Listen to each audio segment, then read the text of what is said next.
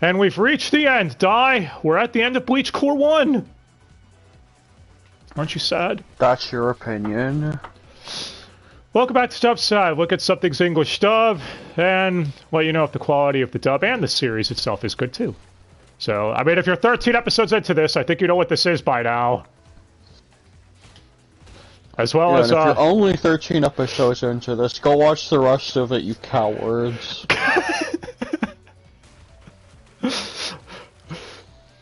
Yeah, so, episode 13, speaking of the dub, the double casting is probably, it's close to its worst in Thousand Year Blood War in this one. Holy shit, it's so up there. So no different than usual, really. Yeah. And we got a decent amount to cover, because they put in a lot of this episode. Oh, you know what happened last time. Ichigo found out his origin and shit. So Mara shows up, or Mara, whatever the hell. How did you even pronounce that? Maru? Well, she shows up to bring Ichigo back to Nemaya's place. He asks Ichigo if he's ready to try taming another Asauchi. Now that Ichigo knows his past and understands everything, they all kneel to him. Bow before Ichigo die! No. That's silly. Well, Ichigo picks one, and it turns white. I wonder if this is foreshadowing something. Also, this white Asauchi, did he say was in the OP? Yes. Well, you see, it is white and has a okay, you can easily tell what it's supposed to be if you have eyes. Yeah. It resembles, something inside of Ichigo that we haven't seen in quite some time. Wolf. Yes. Well, Nemaya says, as promised, he will now reforge Ichigo's Zanpakuto. After the OP, at the Squad 10 training grounds, an instructor, played by Lex Lang, which, this doesn't sound too far off his Morechio voice, just less silly.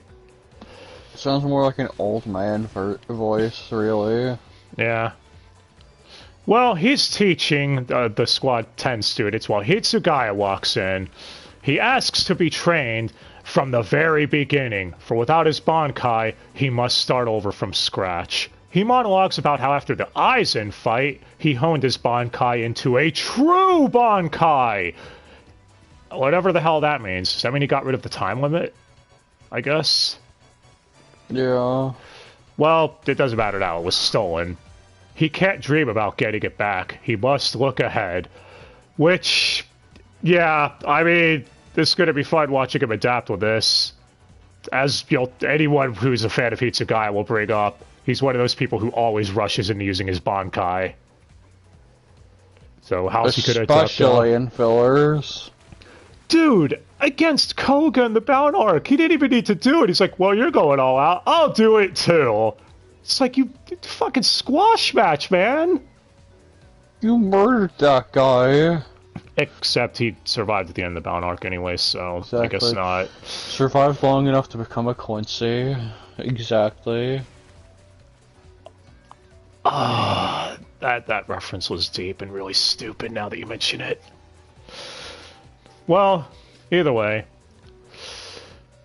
So, after that, we cut to Kensei and Shuhei. Yeah, we go from Steve Staley monologuing about his Bankai to Steve Staley as Kensei talks about training him to get a Bankai. It is really dumb. Yeah. As Kensei says he will have Mashiro train him. Hey, we get another Visor replacement, Dai.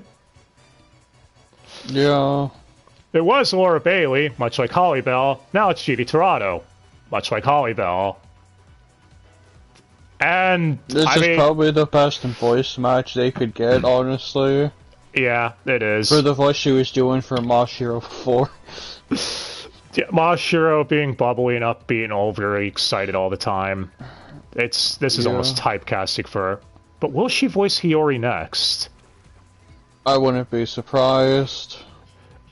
And is GD Torado as hot as Mashiro is? These are the questions that keep me up at night, damn it! Okay, anyway, so... Yeah, she holifies, and I didn't say anything. In revised form, though, I mean, the filter still sounds really good. So I mentioned this to you, I was really worried they were going to make it sound like shit. Because after Orient and how many other dubs we've had lately where the filters just somehow have gotten progressively worse. Yeah. And the Visor filter is what I've always really liked.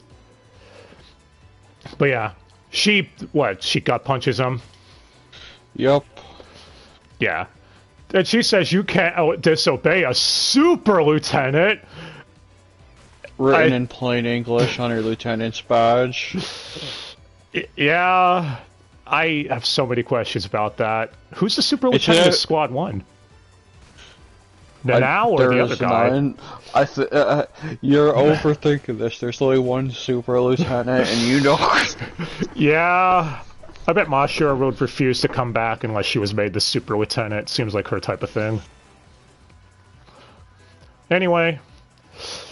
Kensei says he's not soft like Tosin. He will either master the Bankai or die trying. I mean, Shuhei withstanding a punch from her in her visored form means he's not completely weak or useless, I guess. I mean, he doubled over, so... Yeah, it fucked him up, but it didn't send him, like, flying or KO him.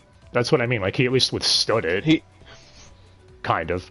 He was on the ground in the I lose position. The Yamcha position. Well, Shuhei says, I respect you, Kensei, but don't you dare badmouth Tosin!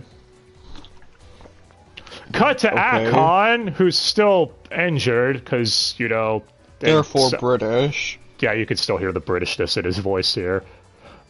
Clearly, that's the one thing you can't do. You can't fake an American accent if you're injured in British. Yeah. He's with a Squad 12 GD Toronto member. We told you guys was bad. She informs him that Mayuri and Nemu, who hasn't talked at all this whole season, actually, have been locked in the captain's office for over 24 hours.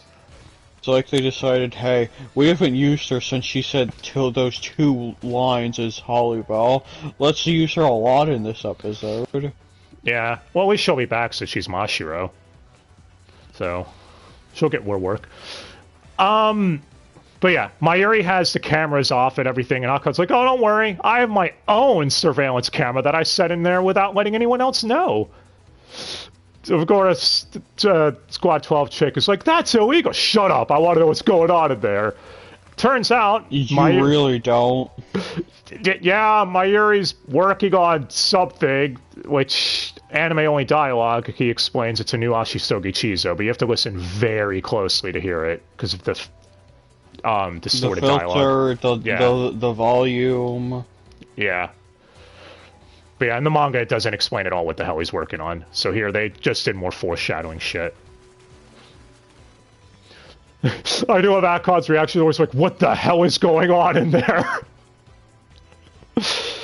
Cut to Maurizio, speaking of X-Lang, with his little sister Mario.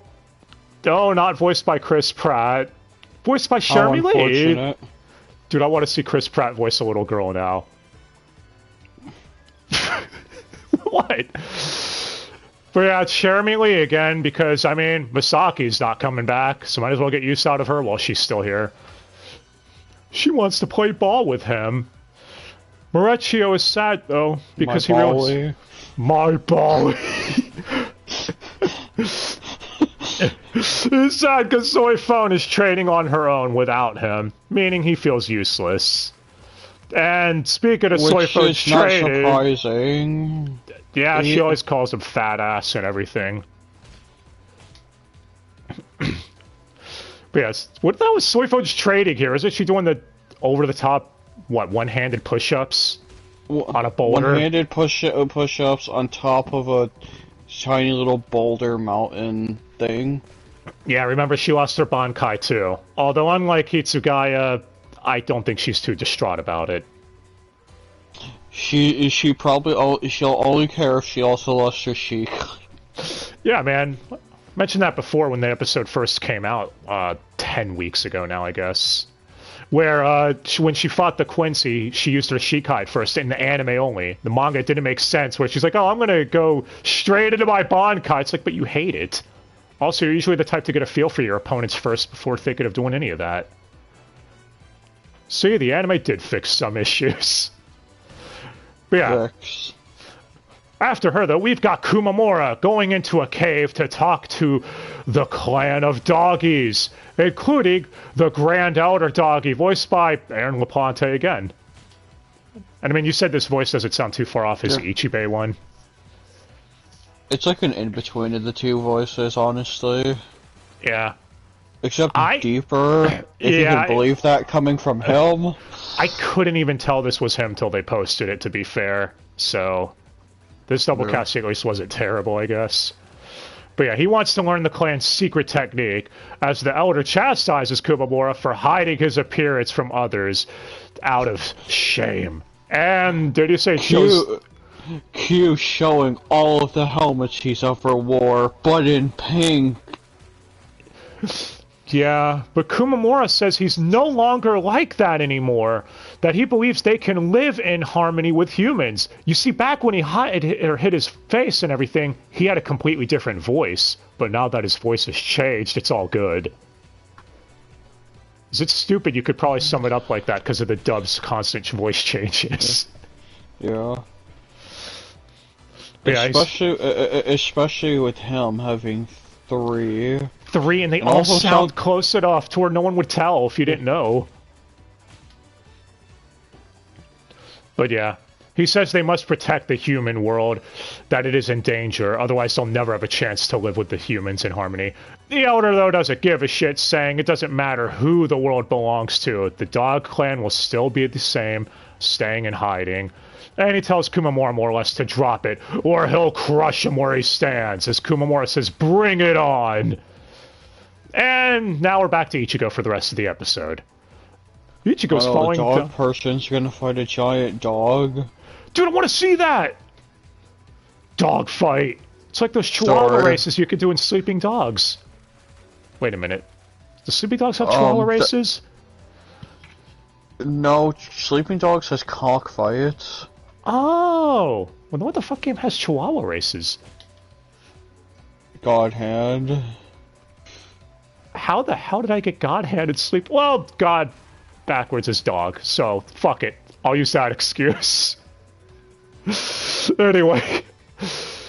Back to Ichigo, falling down a pipe into water. Oh, I guess Mario being mentioned earlier was relevant.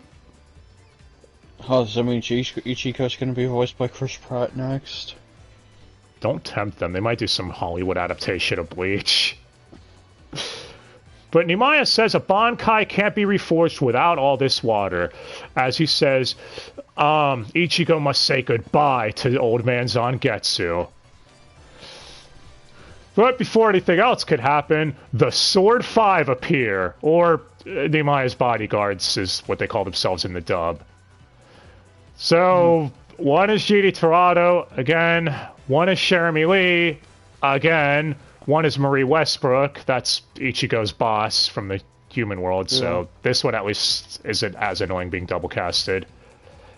One is Meru, or whatever the fuck her name is, and apparently another one is also listed as an heiress. They don't even talk. Yeah, except I think they say one line during a group interaction. Yeah, so they say they have group walla. Yeah. Either way, what the fuck do they even do here? I don't even know what the hell you'd call it. They do some strange shit. They kick the shit out of him. One of them breaks his finger. He's got something going on. Don't question it. Well, Nimaiya asks Ichigo if you've noticed anything about the Zanpakuto's color. And Ichigo's like, well, I mean, it's all bright and shit. Then he's like, no, Goichi, you need to pay more attention, you fool! Yeah, the Killer Bee thing is just hilarious here. Yeah, but he doesn't call him you fool twice. So it's different. But yeah, the white Asauchi is supposed to remind him of the hollow within him. Because Nimaiya explains... No, really? Yeah, the Asoichi was a catalyst to drawing out his hollow, his true Zanpakuto. You see, Isaac created the hollow white by layering Soul Reaper's souls over one another. Exactly. Like Nimaya does to create Asoichi. And when the hollow white entered Ichigo's body, woof, you know, through his mother or whatever, it merged with his Soul Reaper powers, thus becoming his Zanpakuto. Which means Old Man Zangetsu was pretending to be his Zanpakuto the whole time! And this is when Nimaya reveals that, doesn't Old Man Zangetsu seem familiar? He should look a little like, oh, he's Ichigo's Quincy powers taking the shape of Yuha. Oh, this is awkward. Specifically Yuha from 1,000 years ago. Yeah. Not to be confused with Teen Zangetsu. Voiced by Keith Silverstein. Which means if we get a Teen Yuha flashback... That's potentially gonna happen, yes. I hope so, man. I like the flashback shit they've been doing. But yeah, Ichigo admits here that he was trying to avoid thinking about it. About how when he rushed towards Yuha, he just somehow knew that he was the most important enemy and he was drawn to him for some reason. And how he did seem very familiar, that he resembled someone he knew. And we cut into Ichigo in his mind as he shouts for Zangetsu to show himself. But his world is flooding! And pink! Just like Florida! The classic pink sky of Florida, exactly. Well, it's also because, you all remember, Ichigo's world is, the weather there is dependent on Ichigo's mental state. They just love stylizing this stuff after the OP. What do you mean? With the pink stuff. Yeah. Well, there was the Akudama Drive guy who headed this up, and that anime was stylish as fuck, so it makes sense. I think it works perfectly well for Bleach, too, because everyone agrees Bleach is probably the most stylish out of all the shonens, which is what made it stand out more. Yeah, including the squad, including the original 13 Court Guard squad being in just black and white filter, like one of those old war films. I think is what they were going for, or whatever. Or mostly black and done like one of those old paintings. Yeah. Well, either way, you all know why it's flooding here. It's because Ichigo is clearly angry and furious that it seems like he has been lied to this whole time. And confused. Yeah. Zangetsu shows up and admits that it's all true. He is his Quincy powers. Ichigo shouts, like, well, are you my enemy or my ally? By the way, both Johnny Yong Bosch and Richard Epcar 100% killed here and are easily MVPs for this episode. But Zangetsu says the only lie he ever told was his name. That whenever Ichigo needed to learn, think back, he would always use the hollow to teach him. And whenever Ichigo was, you know, his life was in danger, or when he'd lose control of his Zanpakuto, who was it that showed up to save him? It was the hollow. So... it all makes sense! Zangetsu never wanted Ichigo to become a Soul Reaper. He suppressed Ichigo's Soul Reaper powers because he wished to keep Ichigo safe from conflict. Otherwise, Ichigo would suffer and eventually Zangetsu would have to kill him. But nothing he did would deter Ichigo back then. Ichigo chose the Soul Reaper path of his own volition, so eventually Zangetsu's heart turned to supporting him. And now he feels joy and pride at being able to leave Ichigo alone, so Ichigo can finally stand on his own. Leave me alone. I know, right? And Zangetsu says now no one can suppress Ichigo's power anymore.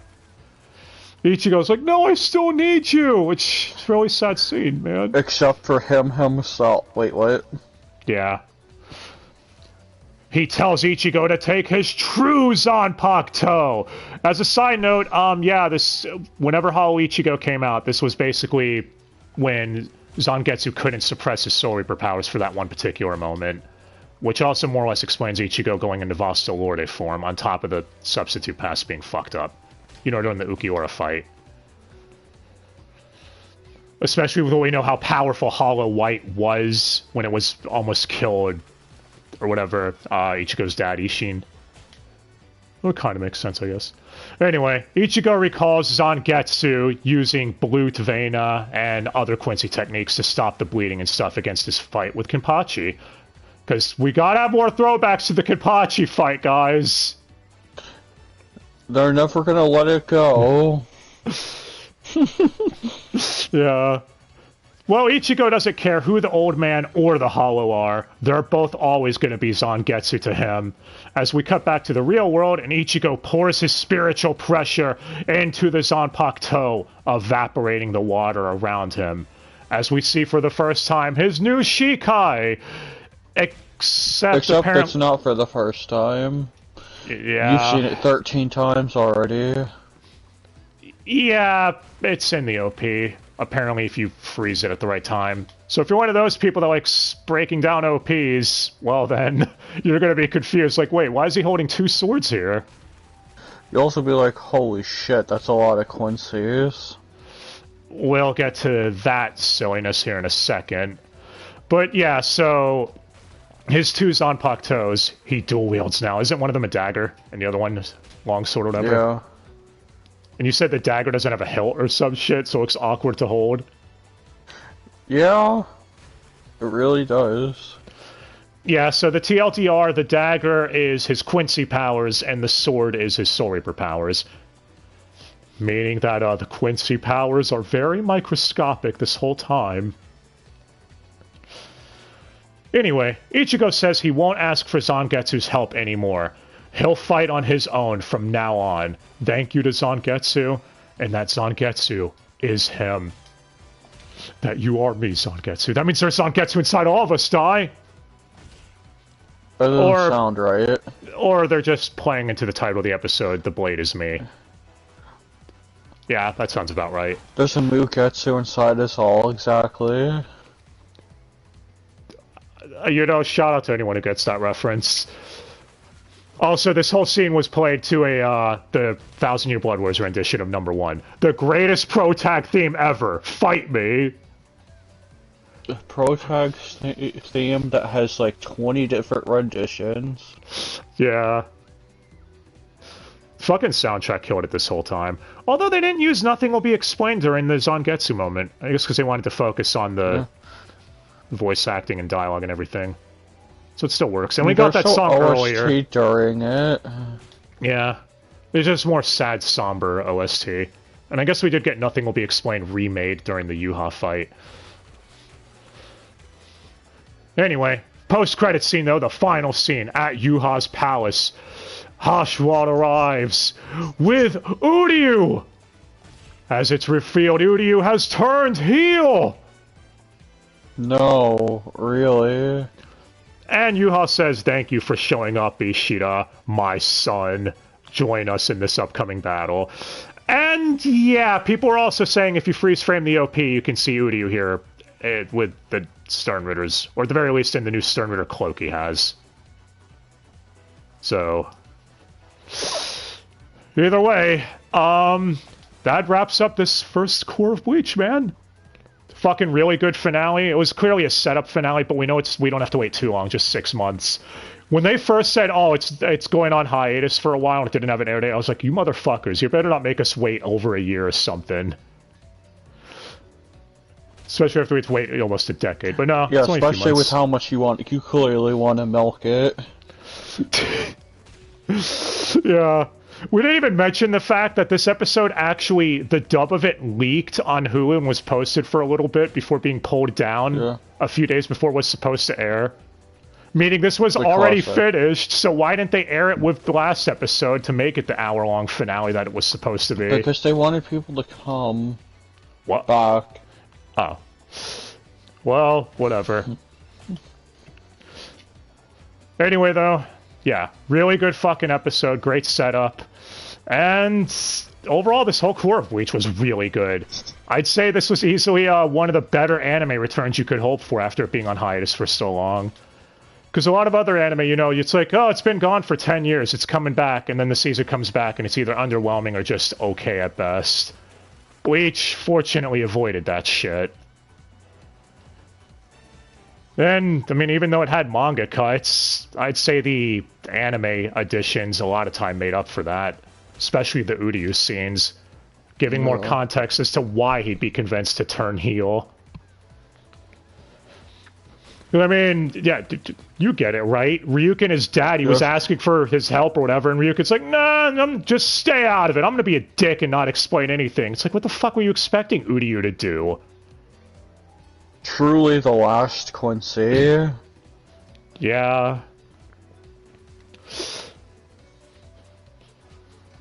But hey, let us know what you all thought of this, and if you agree that JYB and Richard Epcar over there definitely deserve MVP of the dub. The dub overall, outside of the double casting, was also really solid, especially for a simul dub. I mean, I guess in the meantime, till it comes back, JYB has Vash. Yeah, and Trigun Stampede, so he's good. And Adam and in that Power Rangers thing. Oh my god, he has Blue Exorcist Season 3 also. He's like everything. He's good for this year. Yeah. Good for you, JYB. You fucking earned it. Yeah. But hey, there's other stuff we could bring up too that we didn't even get into. I mean, anyone who's familiar with YouTuber Retro Rhino, who's a fan animator that animated the 1,000 Year Blood War arc for Bleach, or we started to a couple years back, got to work on this officially. Which I got it. Someone wanted us to bring that up, if you're wondering. Yeah. So it's like this. It's like the Sonic situation. Yeah, with and it's like Mania. That's got to be fucking cool though. Being like a fan animator who's worked on Bleach animations for years on your channel, and then getting picked up to work on it officially. But yeah, as far as the only thing cut from this episode, Maurecchio's brother. He had another sibling. And that's really it. Just to cut out the comedic skits, you know, to keep a consistent tone. Or even more comedic skits. Yeah. That's basically it. So Maurecchio's brother doesn't exist in the anime. Yeah. Now if only Maurecchio said my dolly, then the dub would be complete.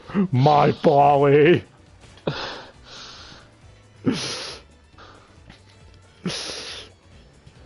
But yeah, I guess that's it.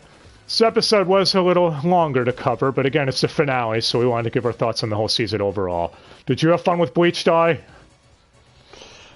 No. Drinking it was no fun. Wait, what? Well, hopefully you'll join us in 6 months, or depending on how long it'll take for the dub to come out, because I could be saying that, jinxing myself, and next time they decide not to simul-dub for whatever fucking reason. Whenever the dub for set 2 comes out, I hope you'll join us for that. Eventually. And spoilers, 1,000 Year Blood War Core 1 is easily one of my anime of 2022. I know, surprising. But it's 2023! Yeah, but I can't say it's one of my anime of 2023 till Core 2 comes out. That's cheating? Damn it. But alright, guys. Thanks again for joining us, and hopefully we'll see you back for more Bleach. And don't worry, we've got other Dubster dives planned, obviously. I mean, some weeks we were doing 2 at the same time, so that's not going anywhere. But until then, hope you have yourselves a great day. And if you didn't watch Bleach and only experienced it through our vids, what are you doing? We cut out a lot of stuff just to keep this, some stuff to the anime. Go watch it. Yes, go watch the Dubster the full Dubster dive. Don't be a coward like those other people. No, I was gonna say watch the series, 1,000 Year Blood War. It's I mean, yes, that too. I mean, come on. There's a reason people were saying 1,000 Year Blood War is fucking epic as hell. It was. Even if you've read the manga, a lot of shit they updated is fucking great. Or if you're one of those people who just want to marathon it, which is a bunch of people on my list were doing that. They genuinely were, so... It's really understandable. Yeah. But especially for a shonen. But alright, guys. That's gonna do it. We're done rambling. So thanks again for watching. Have yourselves a good day. And I can't say Ichigo anymore. Damn you, Yamamoto, you piece of shit! You died too soon! Guys, till then.